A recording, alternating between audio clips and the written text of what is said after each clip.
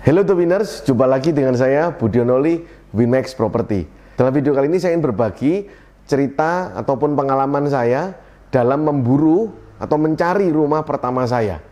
Waktu itu tahun 2008. Nah, tapi sebelumnya saya juga ingin mengajak teman-teman untuk ikut membagikan cerita dan pengalamannya dalam memburu rumah impiannya, memburu rumah pertamanya. Nah, Anda boleh ceritakan di komen di bawah ini. Nah, nanti 2 cerita terbaik akan mendapatkan voucher gratis menginap selama 2 malam di Hotel Eden Kuta Bali, itu hotel bintang 4. Anda boleh pakai voucher itu sampai bulan Desember tahun 2020.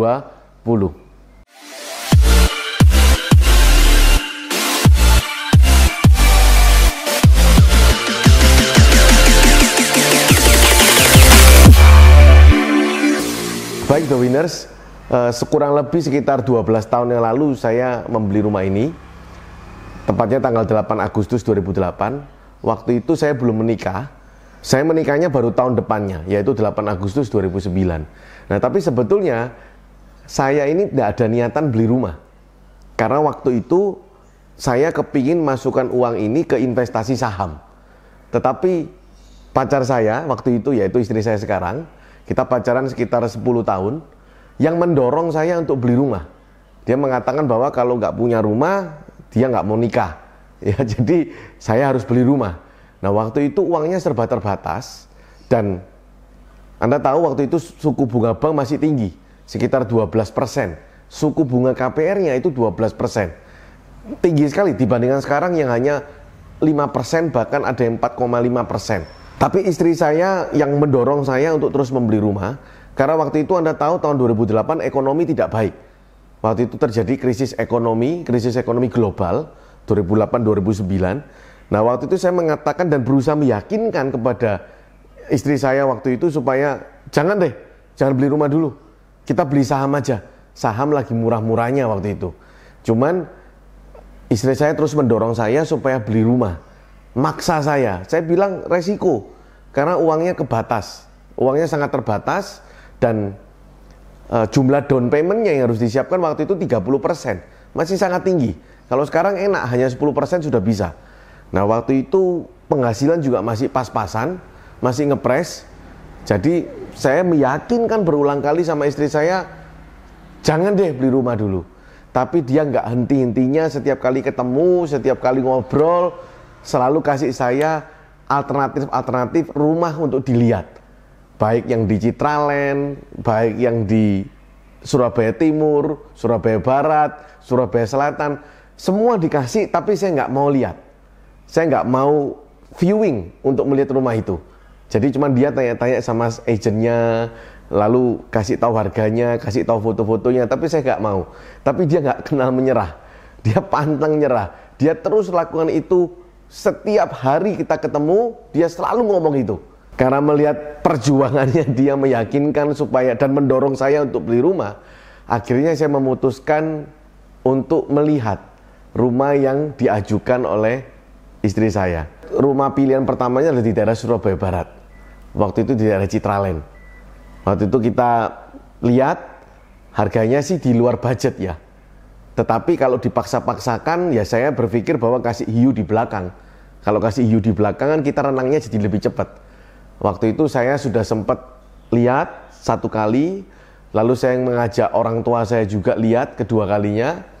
Dan waktu itu mama saya paling tidak setuju, mengatakan bla bla bla bla, jauh dan segala macamnya. Karena rumah orang tua saya di daerah Surabaya Pusat. Bagi mereka, Surabaya Barat itu terlalu jauh. Dan waktu itu saya memutuskan, rumahnya kecil sih, hanya ukuran 9x15. Waktu itu harganya yang dibuka sekitar 400 jutaan.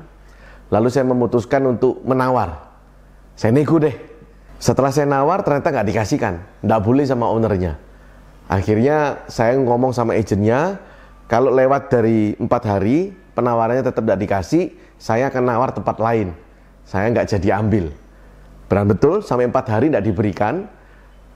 Kurang lebih sekitar 2 minggu baru harga yang saya beri tawar itu baru dikasihkan. Tapi waktu itu hati saya sudah pindah, nggak lagi di sana. Saya lihat rumah lagi di daerah Surabaya Timur. Di Surabaya Timur ada rumah yang lebih mahal harganya, luasannya lebih kecil. Nah ini uniknya. Banyak orang berpikir bahwa Surabaya Barat itu lebih mahal daripada Surabaya Timur. Tidak. Sebetulnya rumah di Surabaya Timur itu lebih mahal daripada Surabaya Barat. Karena Surabaya Timur itu secara infrastruktur sudah lebih siap, sudah lebih padat. Makanan jauh lebih banyak. Yang murah-murah juga jauh lebih banyak. Nah oleh karena itu kenapa Surabaya Barat saat ini booming, karena sebetulnya harga yang ditawarkan di Surabaya Barat itu lebih murah daripada di Surabaya Timur. Waktu itu saya melihat di Surabaya Timur ukurannya cuma 8x15, 120 meter, waktu di daerah Sutorejo Prima, dan harganya, tapi full furnish, harganya waktu itu sudah 500 juta lebih. Tahun 2008 500 juta lebih itu nilainya spektakuler menurut saya. Saya kepingin sekali rumah itu, bahkan saya sudah menawar, saya tawar juga rumahnya, tapi tidak dikasih juga. Rumahnya bagus, siap pakai, tinggal masuk aja. Nah cuman waktu itu setelah saya pikir-pikir lagi, wah ini resiko besar. Kita ini perlunya kan hanya rumah tinggal. Yang penting ada rumah dulu, ada atapnya, kita bisa pakai. Ngapain harus cari yang sebagus ini? Karena nggak dikasihkan, ya sudah, saya bilang dalam hati, oke lah sip, berarti ini bukan jodohnya. Lalu kita mulai cari-cari setiap malam hari. Sepulang saya kerja, saya sama istri saya pasti keliling, mulai dari Surabaya Barat, Surabaya Timur, Surabaya Selatan, sampai Sidoarjo, saya keliling setiap malam, dan kami anggap itu hiburan. Jadi jalan-jalannya bukan lagi ke mall, tapi jalan-jalannya lihat rumah. Tanpa kita sadari, kita jadi mengerti nama-nama perumahan-perumahan di Surabaya Barat, Timur maupun Selatan. Kita jadi hafal. Bahkan tahu, oh ini harganya berapa, harganya berapa, harganya berapa. Kurang lebih sekitar 3 bulan, kita hampir keliling dan hampir putus asa. Sudah, lalu saya bilang lagi sama istri saya, tidak ada yang sesuai budget, kita terlalu resiko tinggi lah. Kalau mau beli, mending uangnya taruh saham dulu, nanti naik kita jual, untungnya buat beli rumah. Dia bilang itu judi. Kalau kamu taruh saham, ternyata sahamnya turun, kamu mengorbankan impian kita punya rumah sendiri. Saya tidak ingin ngerepotin orang tua saya, karena mereka sudah berjibaku dengan urusan mereka sendiri, dan saya tahu bahwa waktu itu kondisi ekonomi lagi sulit. Tahun 2008-2009, banyak perusahaan kena problem. Lalu mulai saya putus asa, saya mulai lagi nggak fokus cari rumah, mulai males karena harga rumahnya kok mahal semua. Ya, kalau ada yang murah biasanya nggak karuan rumahnya. Lalu kecil sekali. Ya, waktu itu masih belum umum lebar 6. Lebar 6 meter itu modelnya masih jelek-jelek. Nggak seperti sekarang. Sekarang lebar 5 saja sudah bisa bagus. Ya, ilmu arsitektur tambah maju. Dan waktu itu apartemen belum terlalu booming ya. Apartemen masih sangat sedikit pilihannya. Dan saya memutuskan, oke lah kita santai saja cari. Tetapi yang hebat, istri saya tidak kenal lelah. Dia terus cari, dia terus kasih referensi, sampai akhirnya ketemulah rumah yang akhirnya saya beli ini. Waktu itu jam 9 malam kita viewingnya. Karena saya kerja sampai malam. Lalu istri saya ngotot, ini dikasih tahu temennya, ayo kita lihat malam ini.